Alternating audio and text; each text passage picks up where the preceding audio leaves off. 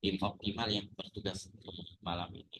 Ya, sebelumnya perkenalkan, nama saya Apoteker Muhammad Agus Salim, Magister Farmasi Klinis ya. Saya adalah dosen di S1 Farmasi Universitas Al-Irsyad Cilacap ya. Kemudian untuk bidang saya adalah farmasi klinis.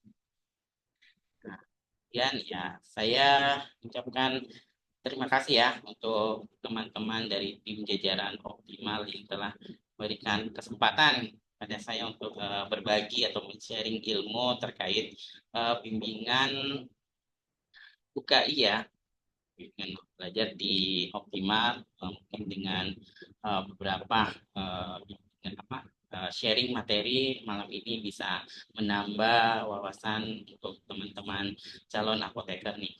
Ya, ini saja eh, Mas Imran dari saya. Oke, baik. Terima kasih Pak Agus ya. Oke. Nah, kalau begitu untuk PPT boleh Mas Imron Batu atau dari Pak Agus sendiri nih? Ya, dari Mas Imron aja, boleh.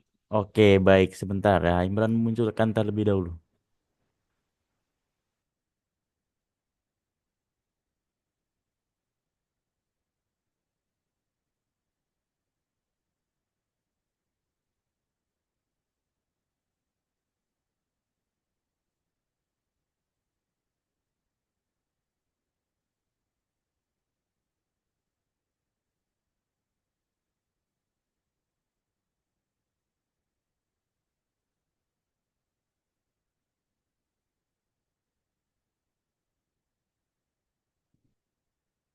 Imron bisa di slideshow. Oke, baik. Gimana nih teman-teman formasi sudah terlihat belum nih untuk PPT-nya? Sudah, Kak. Ya, oke. Oke, baik kalau begitu. Sebentar izin Pak Agus. Nah, Ya, Bang Imron juga bakalan ngingetin lagi, nggak bakalan lupa buat ngingetin teman-teman farmasi semuanya ya. Karena di sini kita akan belajar tidak tujuh ya Pak Agus ya. Kita akan belajar 10 soal nih malam hari ini. Teman-teman farmasi semuanya akan diberikan waktu 1 menit untuk menganalisa nih. Dan 20 detik ya untuk menjawab di kolom polling nih teman-teman farmasi semuanya nih. Nah nanti di setiap soalnya boleh banget teman-teman farmasi semuanya nih. Kalau ada yang mau menanggapi ya Pak Agus ya, nanti boleh banget silakan, boleh resen aja atau on mic aja ya teman-teman farmasi semuanya ya. Dan di tujuh lagi, di 10 soal akhir nanti bakalan kita akan adakan sesi tanya jawab. Oke, baik kalau begitu kita langsung ke soal yang pertama aja nggak nih Pak Agus? ya, monggo Mas Imran.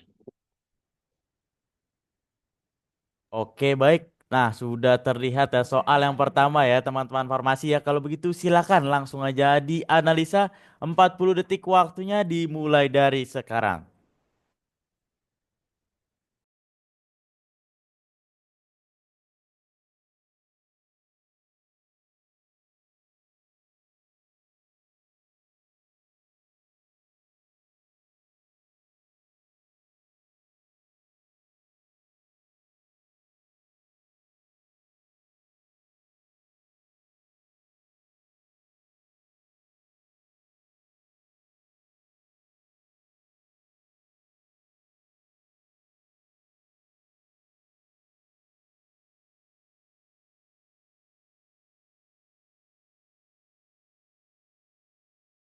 Oke, baik waktu untuk menganalisanya sudah habis nih teman-teman farmasi semuanya. Kalau begitu silakan langsung aja kita lanjut ke kolom pollingnya nih. Di kolom polling soal yang pertama, silakan langsung aja dijawab 20 detik waktunya dimulai dari sekarang.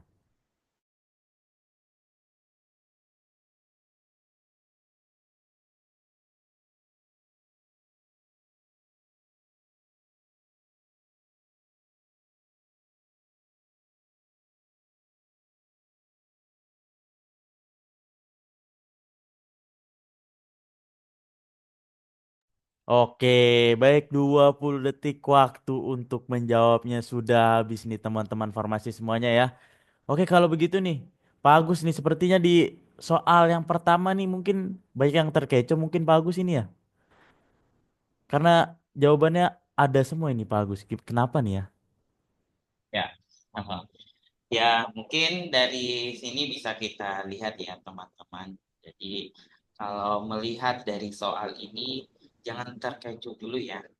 Jadi, pertama dalam melihat atau menganalisis kasus, kita melihat dulu terkait apa sih yang dialami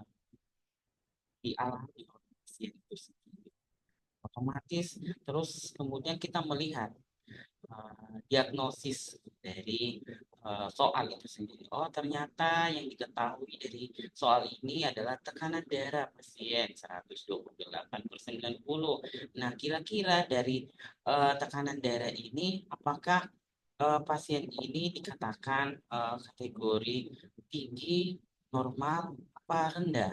Nah, kemudian kita lihat lagi nilai respiratory rate-nya ya, 140 per menit. Ini kira-kira tinggi apa, normal apa rendah? Nah, kemudian dari suhu badan 39 derajat. Ini tinggi, rendah, apa normal? Nah, kemudian kita lihat dari pertanyaan yang diminta oleh soal apakah obat emergensi yang harus disiapkan. Pasien ini kan dia dalam keadaan overdosis ya, overdosis setelah meminum 40 tablet asetosa dan dilarikan ke UGD dan tanda-tanda vitalnya telah dituliskan ya. Nah, kira-kira obat apa sih yang memang memberikan eh, emergensi yang harus disiapkan ya? Obat apa sih yang harus disiapkan? Nah, otomatis kalau kita melihat soal ini, kita langsung kepikir apa yang memang guideline ya. Nah, tidak lain tidak bukan kalau kita melihat soal seperti ini, kita harus merujuk lagi pada guideline atau acuan ya. Nah, dalam guideline ini sebenarnya pada soal ini obat apa sih yang biasanya diberikan pada keadaan emergency? Bisa mungkin di ini Mas Imran perlihatkan. Ya. Nah, kalau dari soal tersebut bisa langsung kita jawabannya adalah kenapa? Berdasarkan literatur tersebut mengatakan bahwa pasien tersebut terkena adalah asidosis metabolik, di mana asidosis metabolik ini dapat terjadi karena peningkatan produksi asam endogen seperti laktat dan asam keton, sehingga kehilangan bikarbonat atau adanya akumulasi asam seperti pada gagal ginjal, sehingga diberikanlah obat ketoasidosis. Nah, obatnya itu adalah apa? Bikarbonat. Seperti itu. Ya, mungkin seperti itu, Mas Imran. Oke, baik terima kasih Pak Agus. Berarti jawabannya sudah lebih dominan banyak yang benar ya Pak Agus ya. Di Ya, soal nomor pertama nih. Oke, gimana teman-teman formasi kita lanjut ke soal berikutnya atau ada yang mau ditanyakan nih mungkin nih. Silakan nih. Di soal yang pertama. Boleh silakan kalau ada yang mau menanggapi mungkin.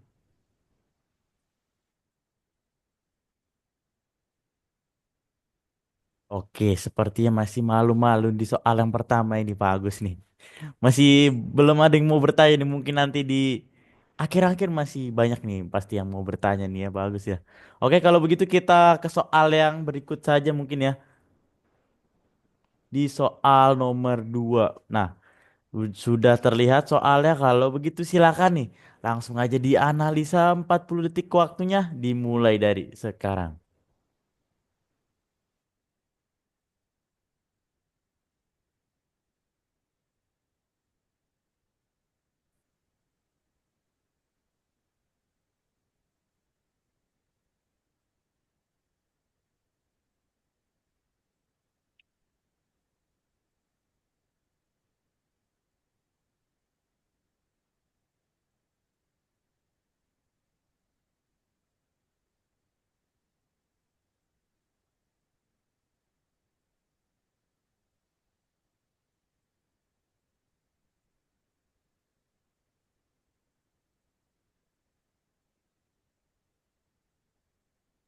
Oke, baik. Waktu untuk menganalisanya sudah habis nih teman-teman formasi semuanya. Nah, kalau begitu kita langsung ke kolom polling aja ya. Kolom polling soal nomor 2. Silakan langsung aja dijawab 20 detik waktunya dimulai dari sekarang. Silakan.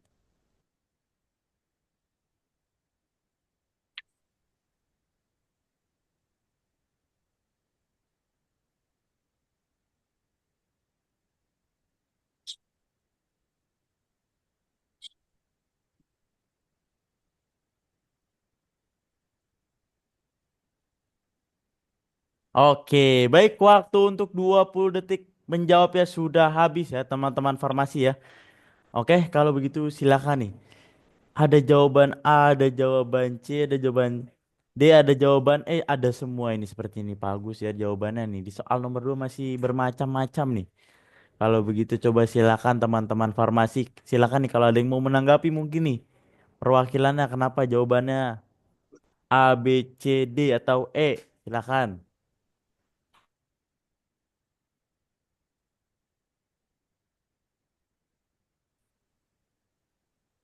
Kak Erni mau menanggapi tidak nih Kak Erni? Atau on mix aja nih kepencet nih mungkin.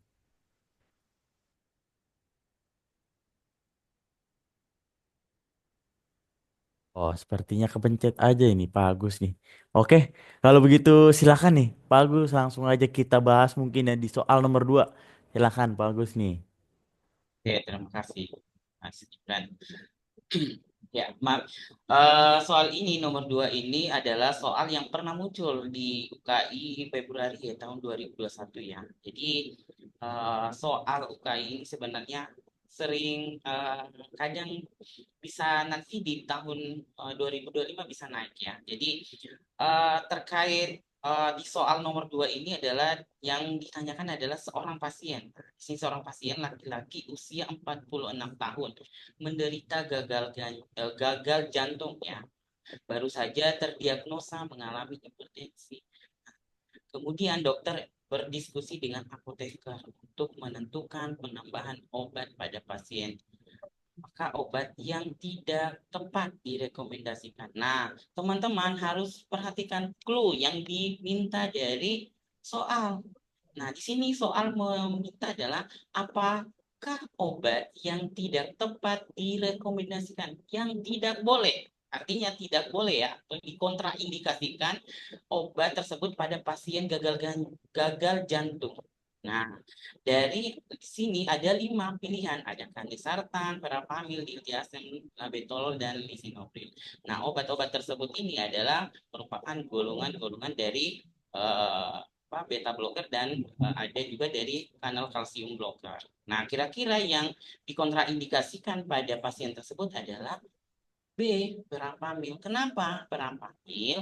Karena verapamil ini memiliki mekanisme kerja yang melepaskan otot jantung ya dan pembuluh darah. Maka obat ini dikontraindikasikan pada pasien gagal jantung.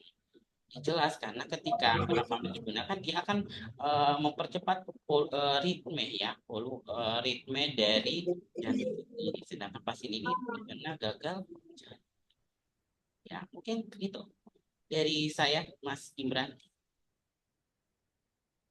Oke, oke. Baik, terima kasih Pak Agus atas pembahasannya nih mungkin ya di soal nomor 2 nih. Oke, berarti jawabannya yang paling tepat yang B ya Pak Agus ya. Oke, oke baik kalau begitu kita langsung markijut atau teman-teman formasi ada yang mau menanggapi nih di soal nomor 2 boleh silakan nih. Kalau mau ada yang ditanyakan mungkin masih kurang paham silakan.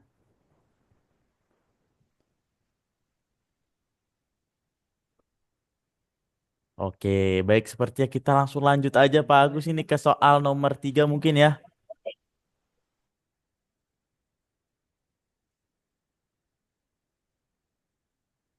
Oke, baik sudah terlihat di soal nomor 3 nih ya soalnya.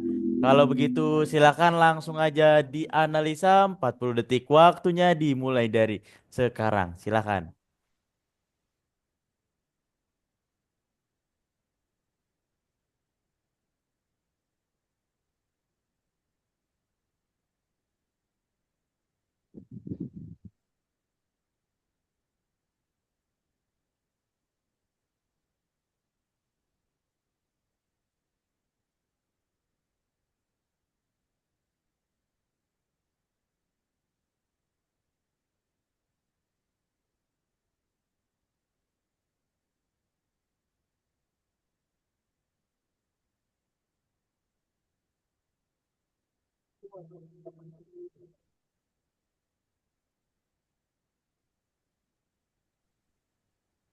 Oke, baik waktu untuk menganalisanya sudah habis nih teman-teman farmasi semuanya.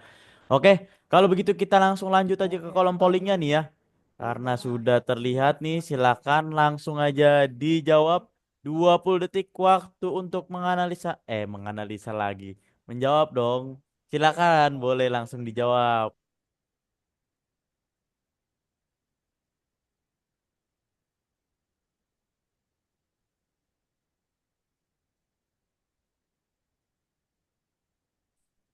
Oke, baik. 20 detik waktu untuk menjawabnya sudah habis nih teman-teman farmasi semuanya ya. Oke, kalau begitu silakan teman-teman farmasi. Kalau ada yang mau menanggapi boleh banget silakan nih.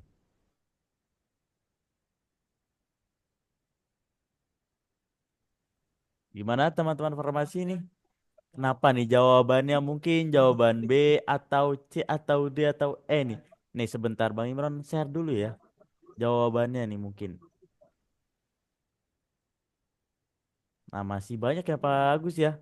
Jawabannya nih ada banyak sekali nih jawabannya nih.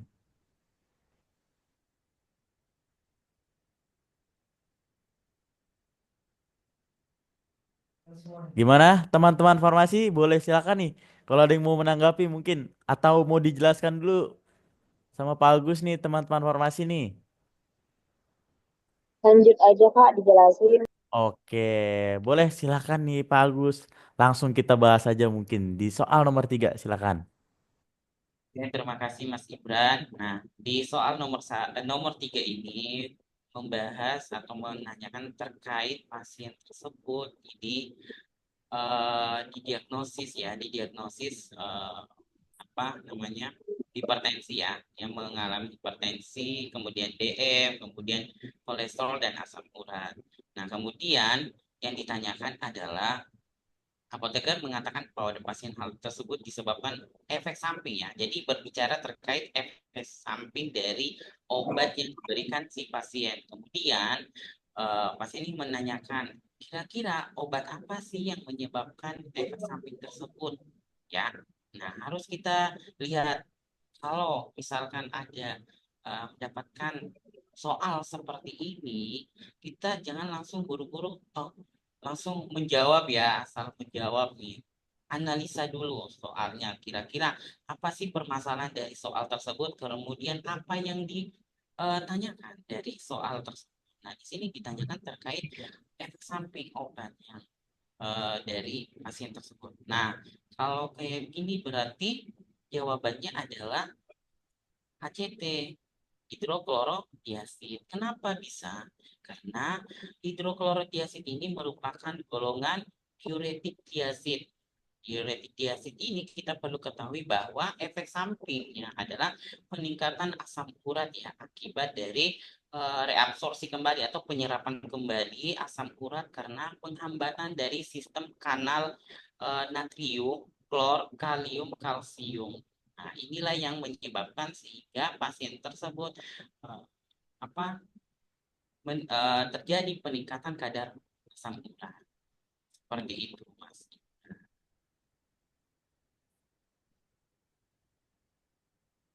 Oke, baik terima kasih Pak Agus ya. Oke, gimana nih?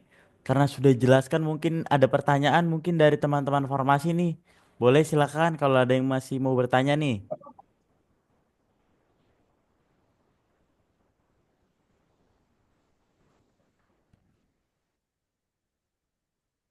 Oke, baik karena mungkin masih belum ini ya Pak Agus ya masih malu-malu seperti ini teman-teman farmasi semuanya nih.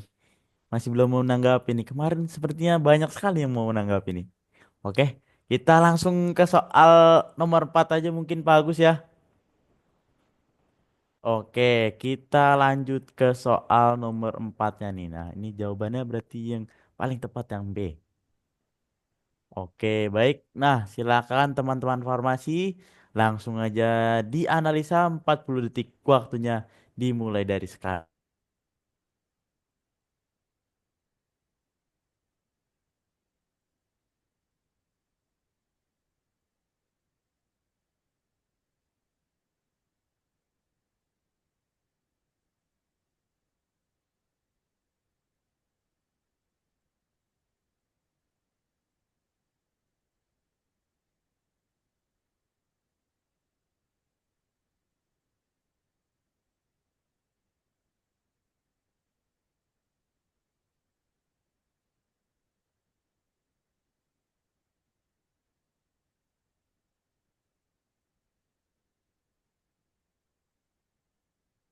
Oke, baik. Nah, waktu untuk menganalisanya sudah habis nih. Oke, kalau begitu kita langsung ke soal nomor 4 aja mungkin ya, Pak Agus ya.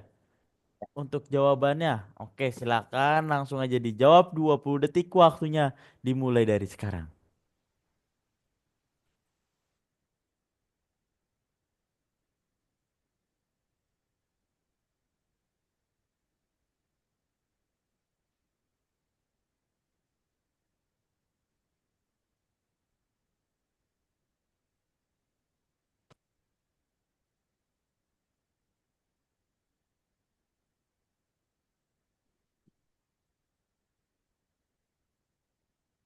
Oke, baik. Nah, 20 detik waktu untuk menjawabnya sudah habis nih teman-teman farmasi semuanya ya. Oke, kalau begitu silakan nih teman-teman farmasi kalau ada yang mau menanggapi di soal nomor 4 ini nih. Kenapa jawabannya A, kenapa jawabannya B, kenapa jawabannya C nih? Coba kenapa nih jawabannya teman-teman farmasi semua yang dipilih? Kenapa nih alasannya nih? Silakan nih. Izin menjawab, Kak. Jawabannya A, propanolol. Oh, jawabannya A ya, Kak Tika ya. Kenapa nih menjawab A nih Kak Tika nih? Alasannya nih. Karena propanolol itu golongan beta adrenik lokal, Kak. Terima kasih. Oke, baik. Nah, dari teman-teman farmasi yang lain mungkin ada kalau ada jawaban lain mungkin silakan jawaban B nih atau jawaban C yang ada.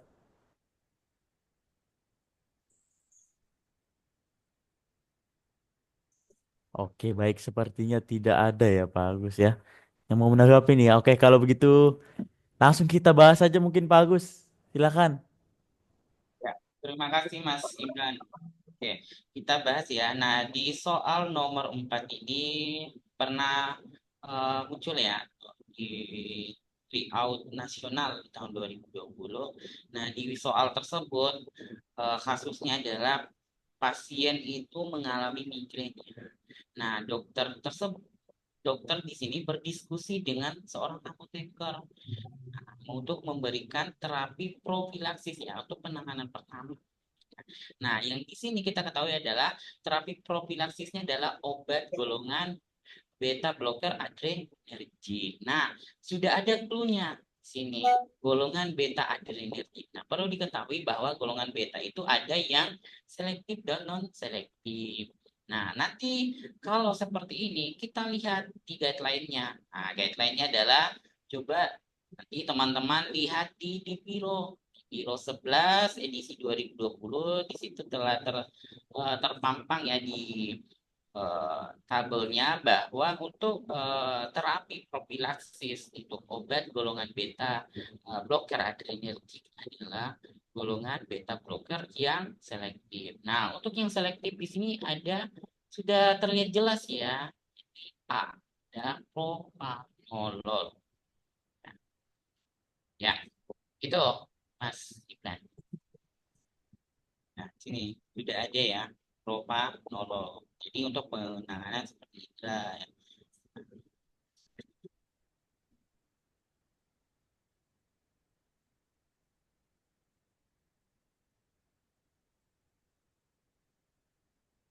Oke, gimana Pak Agus sudah cukup? Gimana? Sudah cukup. Nah, Oke, baik. Gimana teman-teman farmasi semua nih? Sudah cukup penjelasannya dari Pak Agus, teman-teman farmasi semua? Gimana nih Kak Tika nih? Sudah cukup belum nih? Cukup, Kak. Oke, baik kalau begitu kita langsung markijut lagi aja ya teman-teman farmasi semuanya ya. Kita ke soal yang berikutnya. Nah, silakan langsung aja dianalisa 40 detik waktu dimulai dari sekarang nih. Silakan teman-teman farmasi semuanya nih.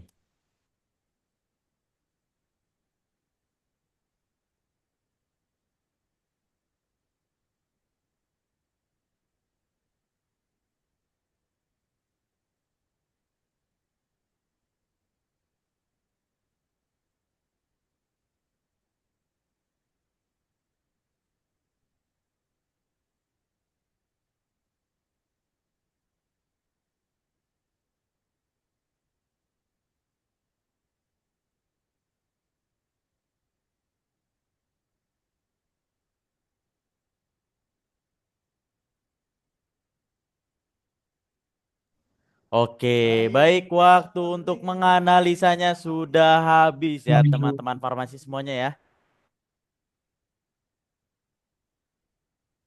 Oke, baik kalau begitu kita langsung ke soal nomor 5 ke jawabannya nih. Silakan langsung aja dijawab soal nomor 5-nya nih.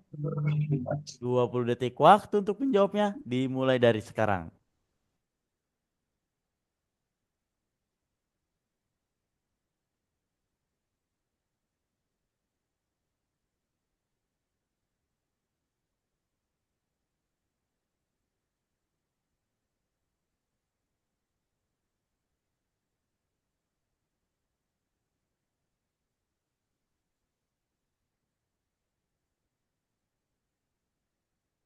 Oke, baik waktu untuk menjawabnya sudah habis nih teman-teman farmasi semuanya ya. Oke, kalau begitu silakan teman-teman farmasi semua. Kalau ada yang mau menanggapi, boleh banget silakan di soal nomor 5 ini.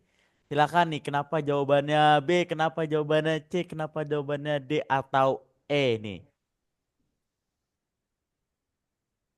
Izin menjawab, Pak. Boleh silakan Kak Erni.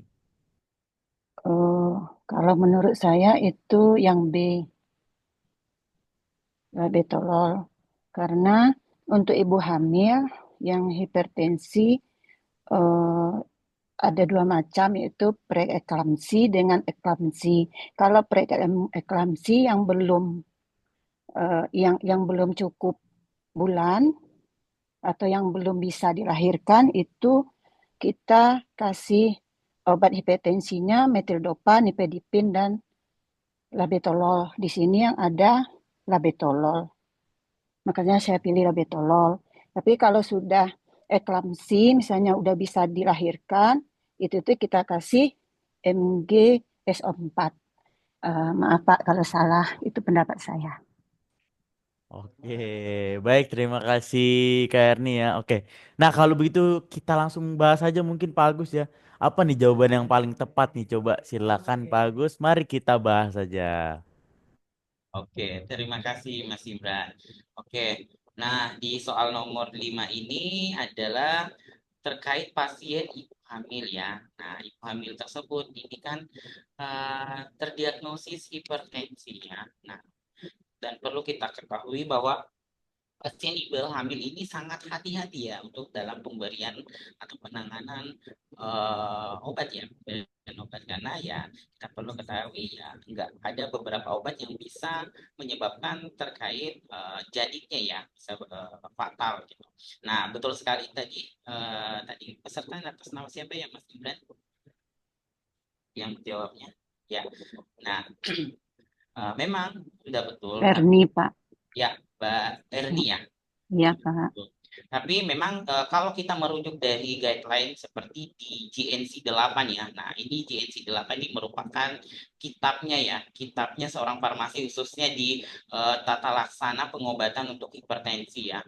Nah, untuk pada pasien ibu hamil sini itu diberikan golongan obat alfa. Nah, alfa sendiri di sini terbagi dua, ada alfa 1 dan alfa 2. Nah, untuk obat yang aman itu adalah obat golongan alfa 1. Nah, di sini untuk obat alfa 1 itu ada metildopa, tadi sudah betul, labetalol, dan nifedipin. Nah, di sini di jawaban yang ada adalah obat labetalol ya.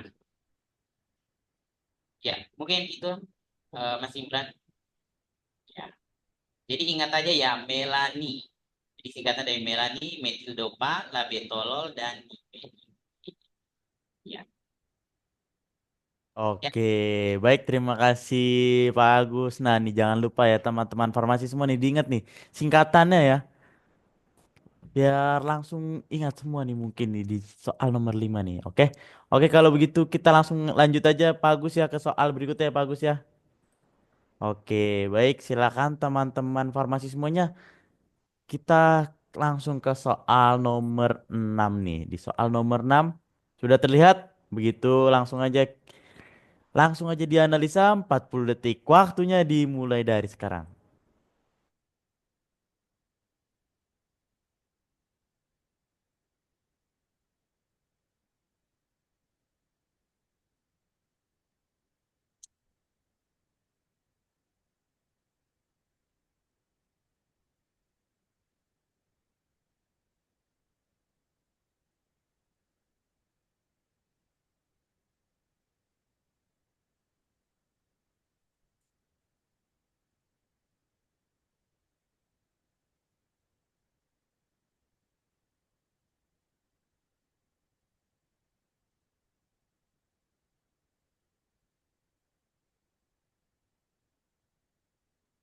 Oke, baik. Nah, waktu menganalisanya sudah habis lagi nih. Oke, kalau begitu kita langsung aja ke kolom pollingnya ya. Oke, baik. Silakan. Sudah terlihat nih kolom pollingnya. Langsung aja dijawab. 20 detik waktu untuk menjawab dimulai dari sekarang.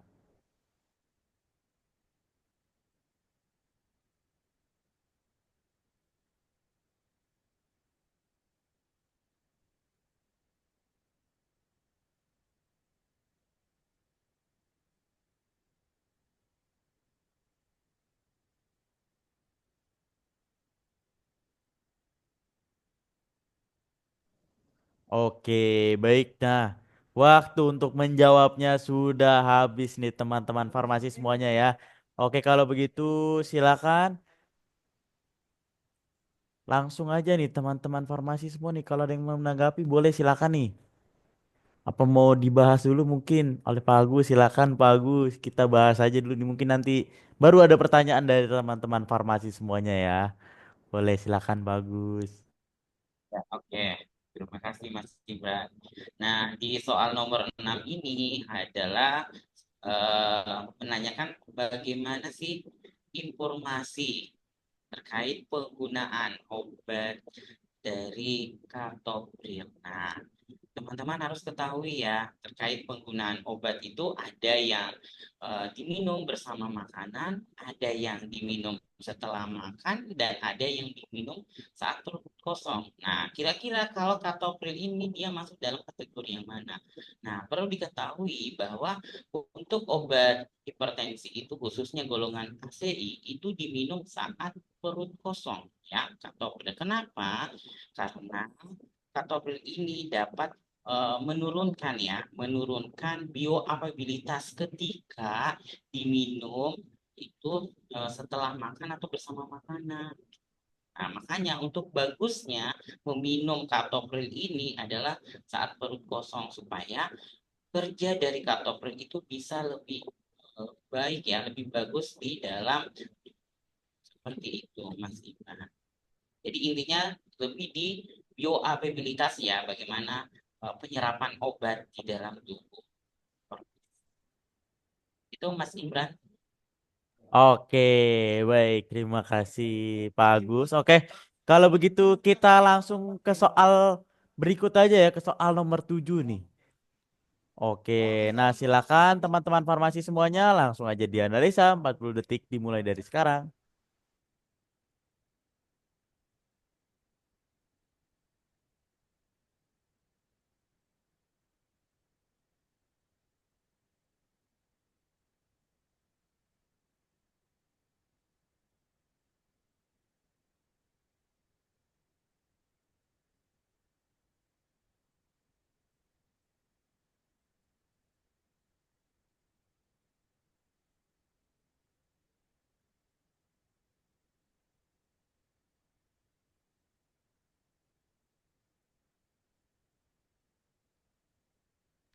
Oke, baik, waktu 40 detik untuk menganalisanya sudah habis nih teman-teman farmasi semuanya nih. Oke, kalau begitu kita langsung lanjut aja ke kolom pollingnya nih. Silakan dijawab di kolom polling 20 detik waktu untuk menjawab ya dimulai dari sekarang.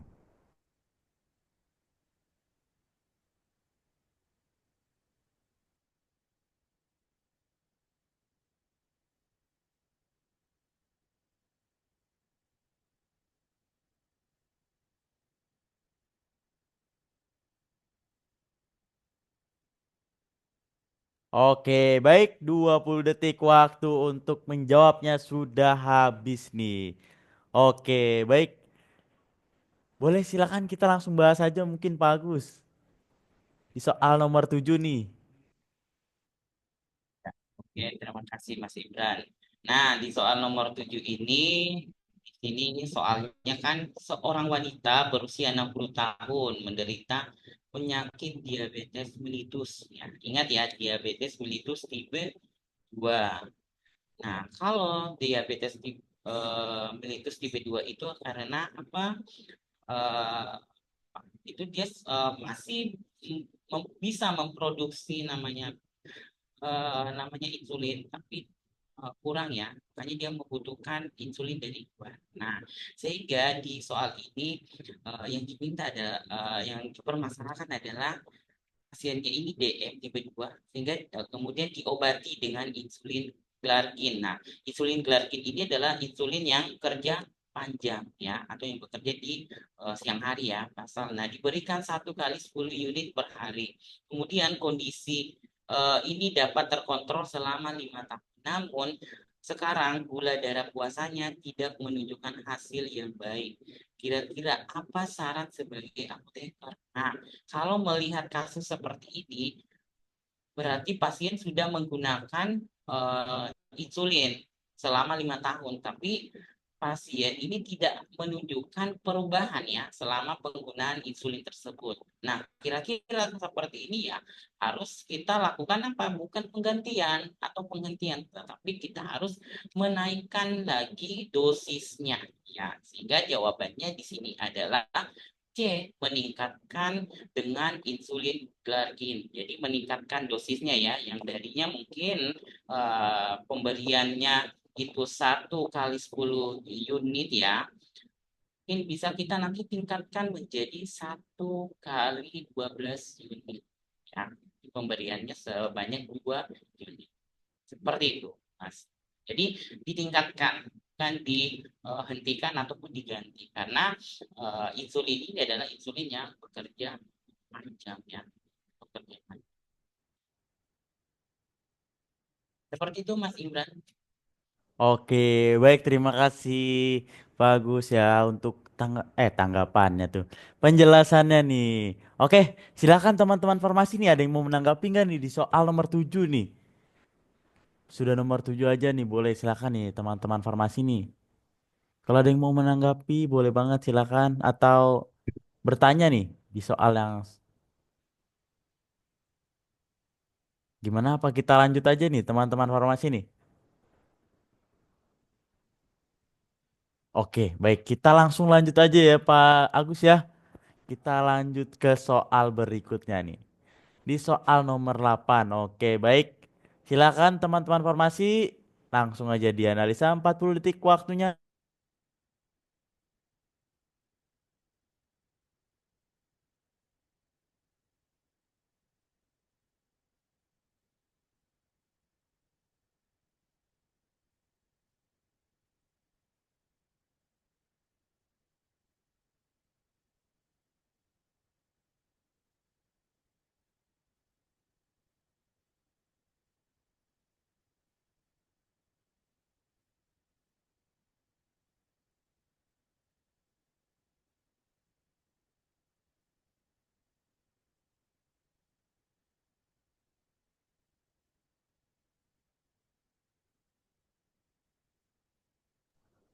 Oke, baik teman-teman farmasi semuanya. Nah, waktu untuk menganalisanya di soal nomor 8 sudah habis. Kalau begitu kita langsung ke soal lagi ke jawaban nomor 8 ya. Silakan nih. Langsung aja dijawab nih teman-teman farmasi. Boleh silakan. 20 detik waktunya dimulai dari sekarang.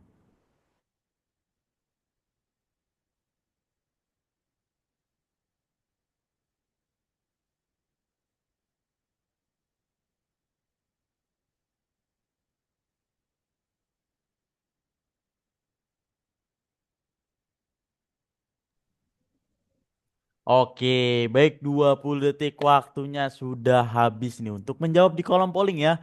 Kalau begitu silakan nih. Pak Agus, langsung aja kita bahas nih Pak Agus mungkin. Ya, oke. Terima kasih, Mas Imran. eh ini soal nomor 8 ya. Nah, di soal nomor 8 sini adalah pasien hiperlipidemik ya. Nah, kalau di soal ini kita harus melihat nih dari hasil pemeriksaan labnya ya. Nah, di sini diketahui bahwa yang tinggi adalah nilai kadar trigliserida. Kemudian lihat nilai LDL-nya ini masuk dalam rentan normal, rendah apa tinggi. Kemudian HDL-nya. Nah, kemudian yang ditanyakan bahwa pengobatan apa sih yang tepat untuk pasien tersebut. Nah, kira-kira kalau seperti ini teman-teman menjumpai kasus seperti ini, kita harus lihat lagi ya, ingat kembali kepada guideline atau tata laksana ya. Nah, berdasarkan dari buku pergi ya, pedoman pengobatan atau tata laksana pada dislipidemia itu untuk eh, pasien ketika peningkatan kadar trigliserida di atas 500 atau di atas dari 250 itu menggunakan golongan apa? Fibrat ya. Nah, di sini ada golongan fibrat ya, adalah B, ya, game fibrosil. Kenapa enggak simvastatin sih, Pak? Nah, simvastatin memang masuk sebagai golongan first line-nya ya, tapi memang yang bagus dalam hal penanganan penurunan untuk kadar trigliserida adalah golongan fibrat. Kalau statin itu adalah untuk kadar total lipid. Kalau untuk trigliserida itu lebih ke golongan fibrat. Mungkin itu dari saya, Mas Imran. Oke, Ya, baik, terima kasih Pak Agus. Oke, nah teman-teman farmasi semua gimana nih? Masih belum ada yang mau ditanyakan? Atau sudah pada paham nih mungkin nih? Gimana? Sudah bisa dipahami belum nih?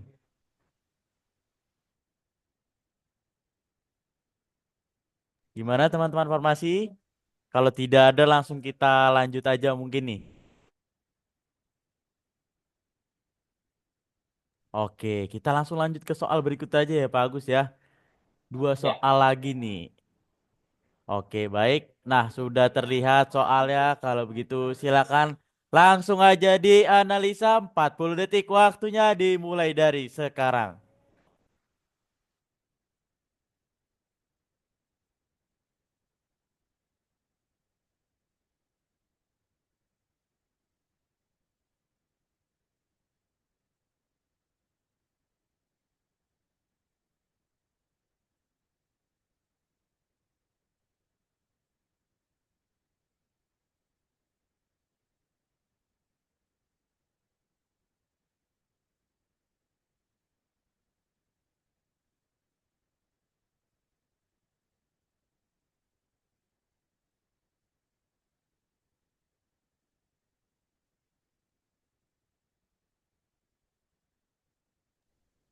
Oke, baik, waktu untuk menganalisanya sudah habis nih teman-teman farmasi semuanya ya.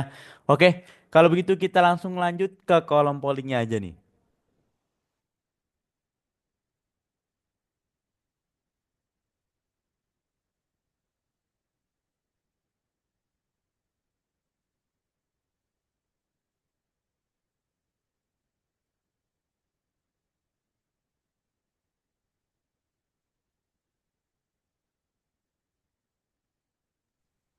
Oke, baik.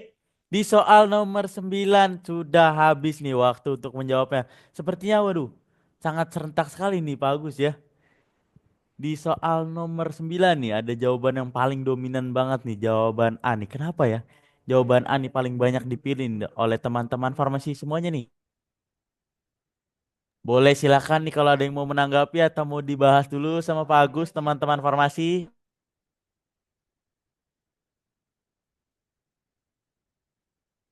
Gimana teman-teman farmasi nih?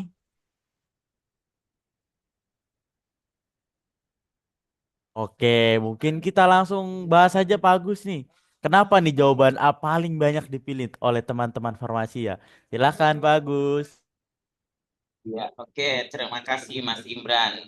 Ya, Dino, soal nomor 9 ini adalah terkait pasien hipertensi dan obat yang memang menyebabkan ya, atau efek samping dari obat, salah satu obat anti hipertensi. Nah, sudah sangat jelas ya dari yang saya lihat di layar ya, hampir mayoritas menjawab A, Katopril. Nah, mungkin saya akan bahas kenapa sih Katopril itu bisa menyebabkan batuk kering. Nah, perlu kita ketahui bahwa golongan ACI katopril ya, dia bekerja dengan menghambat konversinya, converting AC1 ya menjadi AC2, sehingga dalam proses menghambat ya, mengkonverting dari AC1 menjadi AC2 itu ada yang harus dihambat ya. Dihambatnya adalah AC2-nya sehingga tidak terbentuk. Karena kalau terbentuk AC2 dia akan terbentuk namanya apa? Peningkatan pembuluh darah. Nah, sehingga tidak terbentuknya AC2 ini dia akan menyebabkan apa? Proses terjadinya degradasi bradikinin. Nah, perlu kita ketahui bahwa bradikinin ini adalah salah satu pemicu ya, pemicu dalam radang atau sehingga dapat menyebabkan batuk. Jadi, sehingga makanya efek samping dari eh, golongan AC itu sendiri adalah batuk kering. Nah, makanya ketika ada soal juga nih, Mas Imran nih, ketika ada di soal nih mau minta obat apa sih yang baik nih ketika pasien nih udah menggunakan golongan AC ini. Nah, pastinya pilihannya adalah eh, ARB seperti itu. Nah, di sini di soalnya menanyakan adalah efek samping obat tersebut. Dan jelas sekali adalah jawabannya katopril golongan AC. Seperti itu, Mas Ibra. Oke, baik terima kasih Pak Agus. Oke. Nah, kita langsung lanjut ke soal yang terakhir mungkin Pak Agus ya. Di soal nomor 10 nih. Oke, baik silakan sudah terlihat soal nomor 10 atau soal yang terakhir. Boleh silakan teman-teman farmasi langsung aja dianalisa 40 detik waktunya dimulai dari sekarang.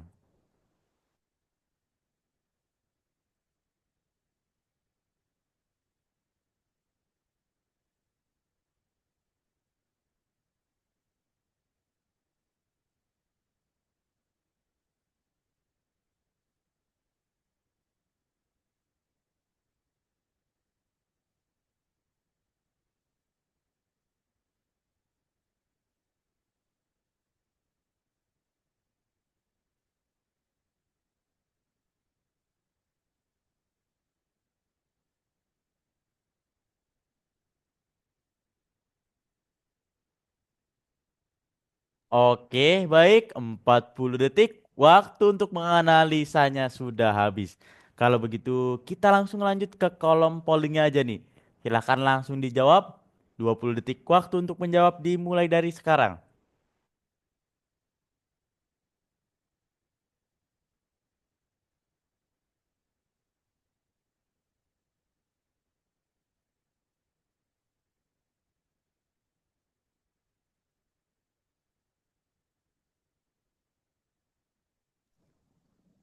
Oke, baik waktu untuk menjawabnya sudah habis nih teman-teman farmasi semuanya nih.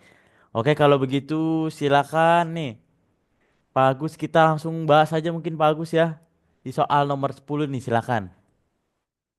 Ya, oke Mas Ibran, terima kasih. Nah, di soal nomor 10 nih, soal terakhir, ini adalah perhitungannya terkait penggunaan insulin, aturan penggunaan insulin. Nah, perlu kita ketahui bahwa dalam pemberian aturan pemberian insulin itu ada dua, ya, ada pemberian di di pagi hari dan di malam hari. Makanya ada yang dikatakan insulin postprandial dan basal. Postprandial itu adalah diberikan di pagi hari. Nah, jumlahnya itu sekitar 60%. Kemudian untuk yang basal itu di malam hari itu sekitar 40%. Nah, makanya kenapa sih di pagi hari itu diberikan lebih banyak? Karena di pagi hari itu pasien itu beraktivitas, kemudian makan, otomatis banyak akan menyebabkan terjadinya proses peningkatan kadar gula darah ya. Nah, sehingga diberikanlah dengan jumlah dosis yang banyak. Nah, untuk di sini soal nomor 10 adalah diminta bagaimana sih berapa sih aturan pemberian yang harus diberikan. Nah, di sini langsung saja ya kita hitung dengan unit yang diberikan. Nah, di sini sudah diketahui bahwa dosisnya adalah 0,5 ya, 0,5 kilogram berat badan per hari. Kemudian nanti kita kalikan dengan berat badan. Nah, 0,5 dikali dengan 72 kilogram ya, didapatkan 36 unit per hari. Nah, kemudian 36 unit ini kan untuk dosis keseluruhan. Nah, kemudian nanti ini kan diberikan di pagi dan malam hari. Nah, untuk di pagi hari itu diberikan 2/3 ya. 2/3. Sehingga kita langsung bagi aja 2/3 dikali 36 ya, 36 unit sehingga didapatkan 24 unit untuk pagi hari. Kemudian untuk di malam hari itu diberikan sepertiga. Nah, karena sepertiga dari itu tadi kan saya bilang 40%, 40% itu adalah sepertiga ya. Nah, kemudian sepertiga itu dikalikan dengan 36 unit sehingga didapatkan 12 unit. Sehingga jawabannya adalah 24 unit di pagi hari dan 12 unit di malam hari. Seperti itu kan. Dan ini ada guideline-nya ya, nanti dilihat di guideline-nya ada ya American Association Diabetes ya.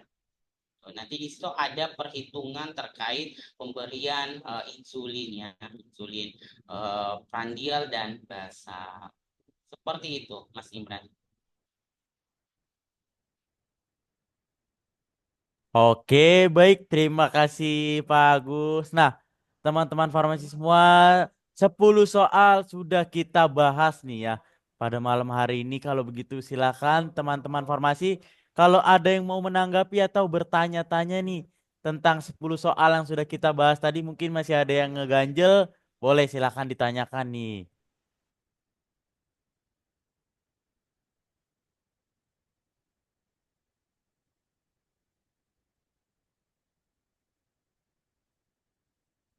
Oh ya, Mas Imran, boleh sedikit. Kenapa Pak Agus? Boleh silakan Pak Agus. Ya, oke. Saya sedikit apa ya memberikan tambahannya terkait soal-soal ini. Karena berdasarkan pengalaman saya dulu kan juga pernah menjadi mahasiswa ya, seperti teman-teman di malam hari ini ya. Nah, di saat itu saya memang sudah mendapatkan namanya UKI ya, UKOM ya, Ujian Kompetensi Nasional. Nah, teman-teman, saat hukum itu memang harus kita lebih hati-hati ya, lebih analisa dalam menjawab soal itu harus kita lebih teliti dalam menjawab. Jangan tergesa-gesa ya. Jadi jangan terlalu mengambil keputusan. Dan kemudian adalah dalam penyelesaian soal khususnya farmakoterapi ya, khususnya ini farmakoterapi ya, usahakan adalah banyak membaca guideline. Intinya itu guideline, membaca guideline karena soal-soal itu pasti tidak akan jauh lari dari guideline. Nah, si penulis soal itu pasti merujuknya semua adalah ke guideline. Jadi harus banyak baca guideline ya seperti Permenkes, kemudian guideline seperti hipertensi seperti GNC, kemudian di Piro harus sering ya teman-teman, rutin lah. Supaya nanti seperti penyelesaian tadi soal tersebut itu sudah gampang ya kita pecahkan. Karena kita sudah tahu clue-nya. Seperti itu, Mas Dimas. Oke, baik terima kasih Pak Agus nih. Wah, teman-teman farmasi ini sudah di-spill duluan nih sama Pak Agus. Semoga membantu untuk nanti hukum ya teman-teman farmasi ya. Oke, nah coba nih kalau ada yang mau bertanya boleh banget ya Pak Agus ya silakan nih. Kak Tika mau bertanya tidak nih Kak Tika nih mungkin yang dari kemarin mungkin on mic terus nih Kak Tika nih. Oh, kalau untuk pertanyaan itu nggak ada deh Kak. Lanjut aja. Soalnya Oke, kurang belajar di farmakoterapi memang. oke, Soalnya di oke baik. Nah, dari teman-teman farmasi yang lain mungkin silakan kalau ada yang mau bertanya mungkin nih. Di 10 soal yang sudah kita bahas boleh silakan nih.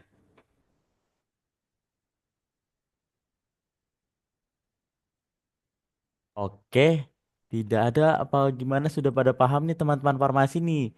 Karena kita mumpung masih diskusi juga ya Pak Agus ya. Karena Ya, betul. kesempatan juga nih buat teman-teman farmasi untuk menanyakan nih soal-soal farmasi ya. Oke, baik kalau tidak ada mungkin kita langsung dengarkan saja nih pembahasan kembali jadinya.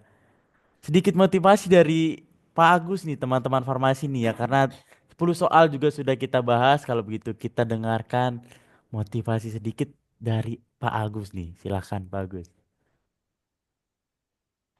Oke, sedikit ya motivasi saya dari dari saya ya, mungkin pengalaman saja ya. Saya ambil dari pengalaman saya lulus apoteker di tahun 2021 ya. Nah, di sini saya buatkan quotes ya, adalah yang berhasil bukan orang yang pintar tapi yang rajin. Jadi ingat teman-teman, yang berhasil itu belum tentu orang yang pintar. Biar pintar tapi kalau kita nggak rajin tidak akan sukses. Tapi orang yang berhasil itu karena dia tekun, dia rajin, dia disiplin. Jadi kalau saya kunci kesuksesan untuk bisa lulus di Ukom tahun 2025 ini adalah bagaimana kita rajin, kita konsisten, kita buat planning untuk hari ini saya harus mempelajari mata pelajaran farmakoterapi. Nanti di hari berikutnya saya harus mempelajari karena kita ketahui bahwa materi farmasi itu banyak ya dan nggak mungkin simsalabim kita mempelajari materi farmasi itu dalam sehari langsung masuk semua ya nggak mungkin saya saja sebagai dosen ya nggak bisa menguasai dalam semua aspek bidang farmasi ya makanya saya ambil spesialisasi saya adalah farmasi klinis karena saya nggak mampu untuk industri saya nggak mampu kimia saya nggak mampu bahan alam makanya saya ambil spesifik saya di farmasi klinis makanya di sini saya titik beratkan adalah yang berhasil bukan orang pintar, tapi orang yang rajin. Rajin dalam kutip adalah disiplin, punya planning. Ya, seperti itu, Mas Gibran. Oke, baik terima kasih Pak Agus nih. Wah, sangat berkesan sekali ya walaupun sedikit nih. Oke, kalau begitu untuk diskusi kita mungkin malam ini sudah cukup ya teman-teman farmasi semuanya. Gak kerasa juga nih mungkin sudah 1 jam kita bimbel nih.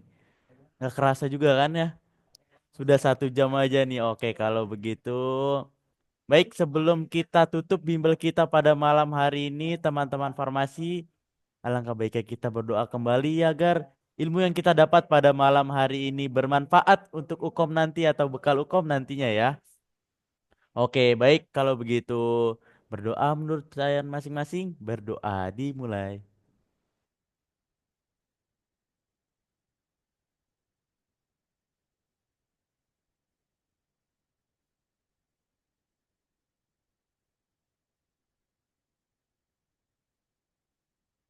Oke, baik berdoa selesai. Nah, oke, terima kasih Pak Agus untuk malam hari ini. Terima kasih waktunya nih. Mohon maaf kalau ada salah-salah kata dari Mas Imron ya Pak Agus ya. Ya, nggak apa-apa.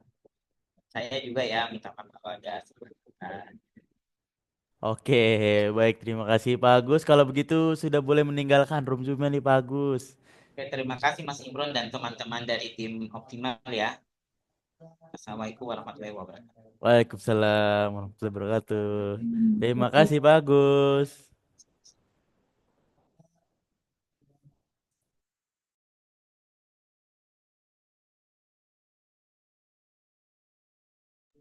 Oke, baik teman-teman